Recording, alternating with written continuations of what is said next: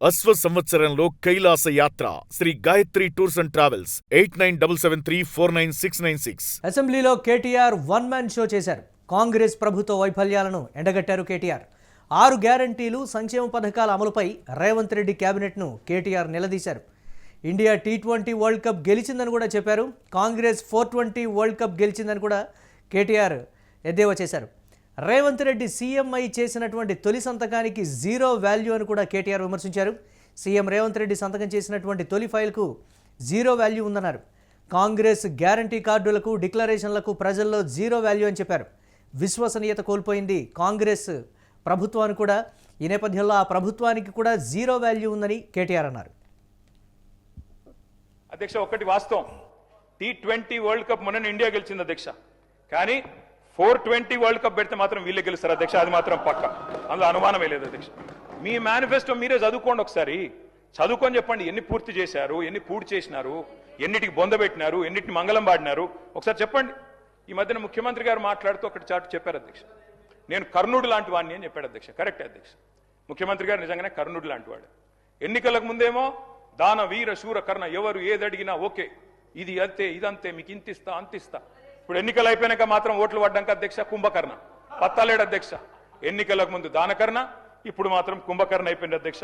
నిన్న ముఖ్యమంత్రి గారు మాట్లాడుతున్నారు అధ్యక్ష, బయట ఏమంటున్నారు, జీరో వాల్యూ చేశాను ప్రజల ఆస్తుల విలువ కొంతమందిది అని చెప్తున్నారు అధ్యక్ష. ఇవాళ జీరో వాల్యూ దేనికి ఉందంటే ఈ రాష్ట్రంలో ముఖ్యమంత్రి గారు చేసిన తొలి సంతకానికి జీరో వాల్యూ, ముఖ్యమంత్రి గారు చేసిన సంతకం ఉన్న తొలి ఫైలుకు జీరో వాల్యూ, మీ గ్యారంటీ కార్డులకు ప్రజల దృష్టిలో జీరో వాల్యూ, మీ డిక్లరేషన్లకు ప్రజల దృష్టిలో జీరో వాల్యూ, మూసీలో మీరు ముంచుతున్న ఇళ్లకు కాదు అధ్యక్ష, విశ్వసనీయత కోల్పోయిన మీ ప్రభుత్వానికి ఇవాళ ఈ ప్రజల దృష్టిలో జీరో వాల్యూ ఉందని మాట నేను విజ్ఞప్తి చేస్తా ఉన్నా అధ్యక్ష.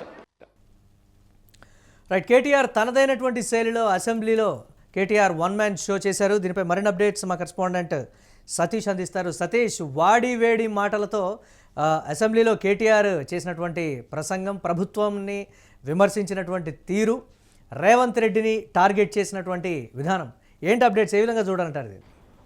ముఖ్యంగా కేటీఆర్ ఈరోజు అసెంబ్లీలో తనదైన శైలిలో ఇటు ప్రభుత్వాన్ని, మొత్తం ప్రభుత్వం చేస్తున్నటువంటి వైఫల్యాల మీద మొత్తం కూడా మాట్లాడుతూ తనదైన స్టైల్లో కూడా మొత్తం ప్రభుత్వాన్ని విమర్శించే ప్రయత్నం చేశారు. ముఖ్యంగా ఈరోజు నిన్న రేవంత్ రెడ్డి చేసినటువంటి కామెంట్స్ ఏవైతే ఉన్నాయో, గత 10 సంవత్సరాలు కూడా తెలంగాణ ప్రజలను, తెలంగాణను జీరో వాల్యూ చేశారు అనే పదానికి ఈరోజు అసెంబ్లీ సాక్షిగా రిప్లై ఇస్తూ తనదైన శైలిలో మరి జీరో వాల్యూ దేనికుంది మీరు అర్థం చేసుకోవాలి. జీరో వాల్యూ అనేది ముఖ్యంగా ఈ ప్రభుత్వం వచ్చిన తర్వాత, కాంగ్రెస్ ప్రభుత్వం వచ్చిన తర్వాత ఫస్ట్ సంతకం రేవంత్ రెడ్డి దేనిపైన చేశారు, ఫస్ట్ బడ్జెట్ ఏదైతే 6 గ్యారంటీల మీద సంతకం చేశారు, దానిపైన మరి ఏది ఇప్పుడు అమలు చేశారా మీరు, దాంతోపాటు 420 హామీల మీద మీరు గ్యారంటీలు చేశారు, సో దానిపైన సంతకం చేశారు, నెరవేరుస్తామని, దానిపైన ఏంటి అంటూ కూడా అట్లా విమర్శించుకుంటూ కూడా చెప్తా ఉన్నాడు. ముఖ్యంగా దానికి సంబంధించి ఇటు ఒకవైపు గతంలో ఏదైతే ఎన్నికల సమయంలో నేను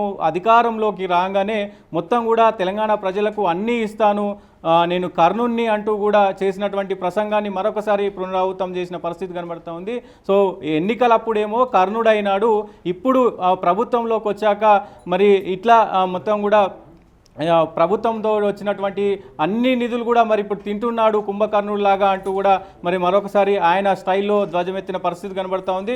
మొత్తం నిన్న జరిగినటువంటి రేవంత్ రెడ్డి చేసినటువంటి కామెంట్స్ అన్నిటికీ కూడా అసెంబ్లీ సాక్షిగా మొత్తం కూడా విమర్శలు చేసిన పరిస్థితి ఉంది. అన్ని విషయాల్లో ఎండగట్టే ప్రయత్నం చేశారు.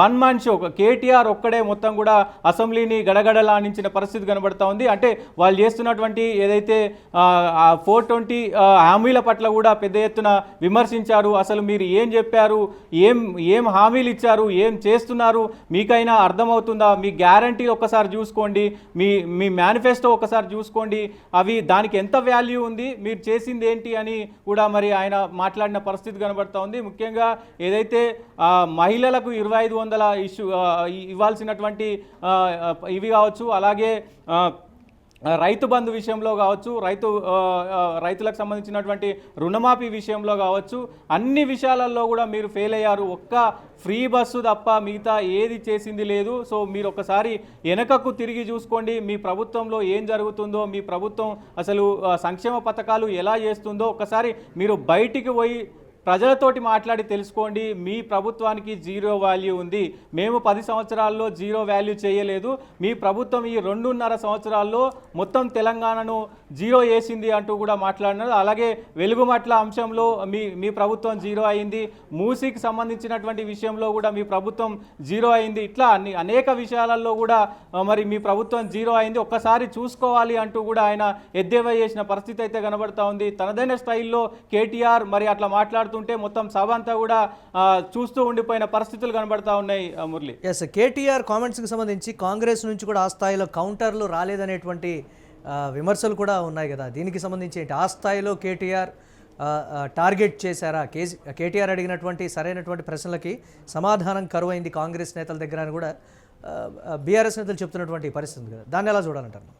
డెఫినెట్గా అంటే గ్రౌండ్లో ఏదైతే ఉందో, గ్రౌండ్లో అసలు క్షేత్రస్థాయిలో నిజంగా గ్రౌండ్లో విలేజ్లో అంటే మొత్తం ఊర్లలో కావచ్చు, మండలాల్లో కావచ్చు, ఇటు జిల్లా స్థాయిలో గ్రౌండ్ రియాలిటీ ఏంటి అనేది తెలియట్లేదు కాంగ్రెస్కి. ఇప్పటికైనా తెలుసుకోండి, ఇంకా 2.5 సంవత్సరాలు మీకు అవకాశం ఉంది. ఈ 2.5 సంవత్సరాల్లోనైనా తెలంగాణ గురించి ఆలోచించండి, తెలంగాణ ప్రజల గురించి ఆలోచించండి అంటూ కూడా ఆయన చేసినటువంటి కామెంట్స్ ప్రస్తుతానికి మరి ప్రభుత్వం కూడా ఏమీ చెప్పని పరిస్థితిలో ఉంది. ప్రతి ఒక్కటి కూడా ఏదైతే హామీలు ఇచ్చినారో, ఒక బస్సు ఫ్రీ తప్ప మిగతా ఏ హామీ కూడా 100% అనేది రాలేదు అనేది గ్రౌండ్ లెవెల్లో కనిపిస్తుంది. ఇప్పటికే వృద్ధులకి ఏదైతే 2016 ఉన్నటువంటిది 4016 చేస్తామన్నారు, అది ఇప్పటి వరకు ఇవ్వలేరు. అలాగే పెద్ద ఎత్తున రైతు బంధు విషయంలో కూడా మరి రైతు భరోసా విషయంలో కూడా మోసం చేశారు. 15,000 ఇస్తా అన్నటువంటి రైతు భరోసా ఇప్పుడు 12,000 ఇస్తా ఉన్నారు. అది కూడా ఇప్పుడు 6 నెలలకు ఒకసారి ఇవ్వాల్సినటువంటి 6,000 కూడా ఎప్పుడు వస్తుందో తెలియని పరిస్థితుల్లో రైతులు నానా గోసలు పడుతున్నారు అంటూ కూడా ఆయన ధ్వజమెత్తిన పరిస్థితి కనబడుతుంది. ఇట్లా ఆ సంక్షేమ పథకాలకు సంబంధించి గతంలో బాండు పేపర్లు రాసిచ్చిన పరిస్థితి ఉంది. 100 రోజుల్లోనే ఈ 6 గ్యారంటీలు కనుక అమలు కాకపోతే మమ్మల్ని అడగండి అంటూ కూడా కాంగ్రెస్ సంబంధించినటువంటి ఎమ్మెల్యేలు అందరూ కూడా బాండు పేపర్లు రాసి సంతకాలు చేసి ప్రజలకు ఇచ్చిన పరిస్థితి ఉంది.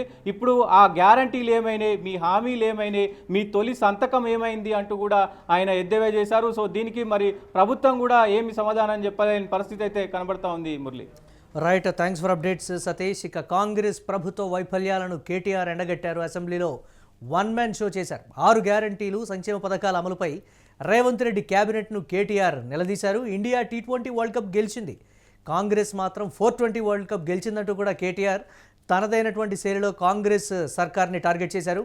రేవంత్ రెడ్డి సీఎంఐ చేసినటువంటి తొలి సంతకానికి జీరో వాల్యూ అన్నారు.